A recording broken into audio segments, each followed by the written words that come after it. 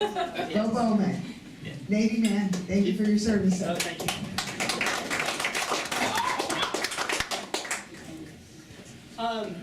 Hi guys, I'm Bo Bowman. And how do you feel about Aqua, Texas? Let him introduce himself. Yes. Let him speak. I am currently about to finish up my 5th year at the Catherine Ann Porter School. I am a U.S. history teacher. I teach the STAR end of course tested class. I also teach government. That's a sort of half year class. I teach an anthropology class this year, and I also teach a forensics class. Those are kind of my electives. I ended up here in Wimberley through a long and very tortured past. I started off at Stephen F. Austin University. My grades were less than desirable, so I ended up in the Navy for a few years where I worked on airplanes in Guam, and it was a wonderful experience.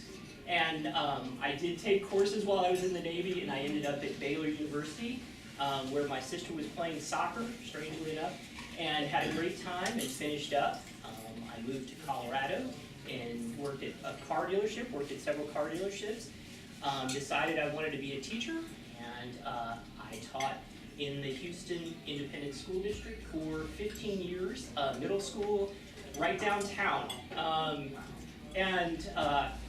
During that time, I met my wife.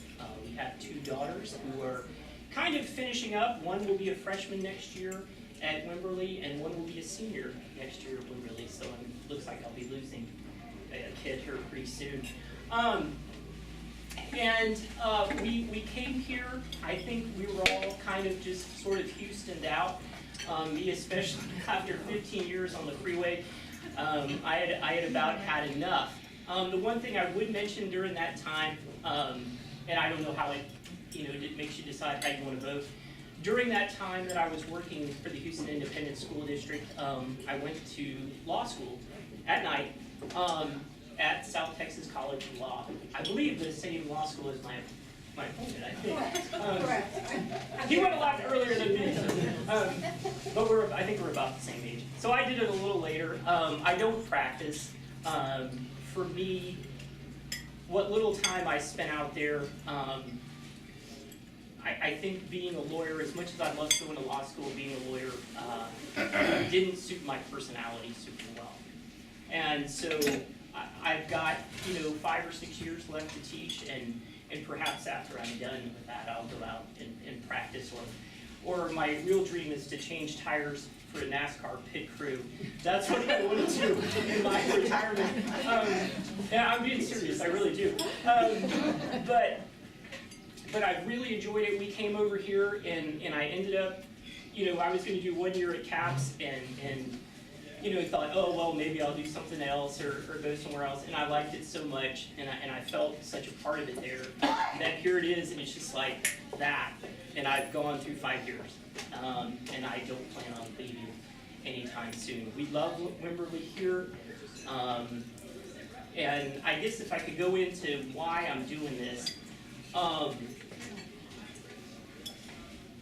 you all remember the flood. Luckily, my family wasn't directly affected from that. I do have a sister that works at the Briscoe Center. She's an archivist, and she came down to help out saving pictures. And she did that for a couple days at the library, and it was obvious this thing was going to get way too big, way too quick. And so she had to go back, and I offered to take that over.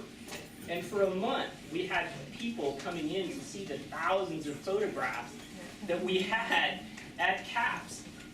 And the thing that really struck me, because I'm not a really emotional person, but I went into, I believe it was a Cypress Creek Church first. And I walked into their main auditorium. And it was like that scene, the last scene from Raiders of the Lost Ark, where they go in, there's that huge room. There was this huge room full of supplies. And I don't get choked up very often, but I was kind of choked up. And then a couple days later, I end up over at the high school in their gym, and it is full of supplies, and it's so organized, and it's only been like a week. And I'm like, how are people doing this? This is amazing. You know, this is amazing. And after that month, I'll never forget the city. I think that's how I kind of became, you know, involved with Wimberley. And to be honest with you, what I saw in this last year is not good enough for the people that helped put the city back together. It's not good enough. Whether it's limiting people's speech at meetings or kicking them out, it's going to war with the Chamber of Commerce, of all people, you know, or all groups. I mean, I never thought I'd see the city council threaten the Chamber of Commerce and ruin the relationships that were out there. I never in a million years thought I'd see that. But I think the thing that's really most bothered me is the treatment of the city staff.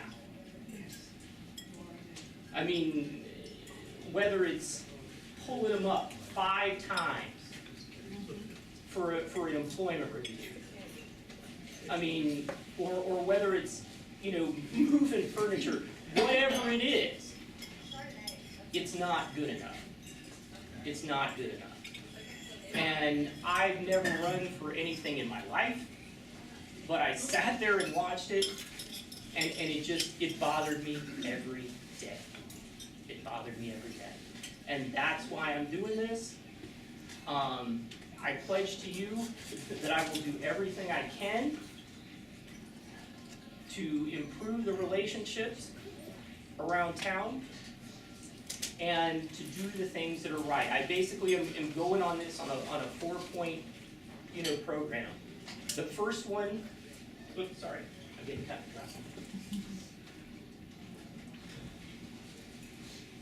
You know, the first one would be environmental responsibility, doing things that make environmental sense and doing them in a careful way that we can all agree on. The second one, I think, would be fiscal responsibility and transparency.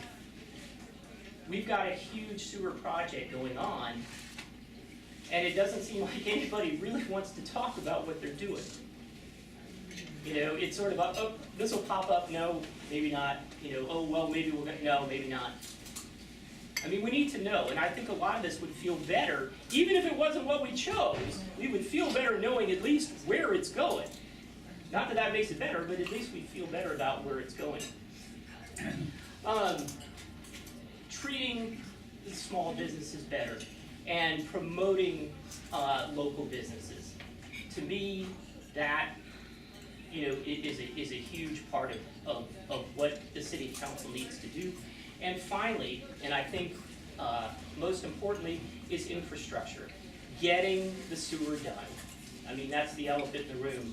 We can try to avoid it, but that's the elephant in the room.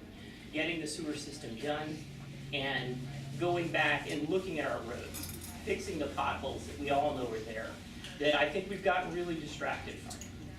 You know, and then looking at sidewalks in different places, especially near the high school.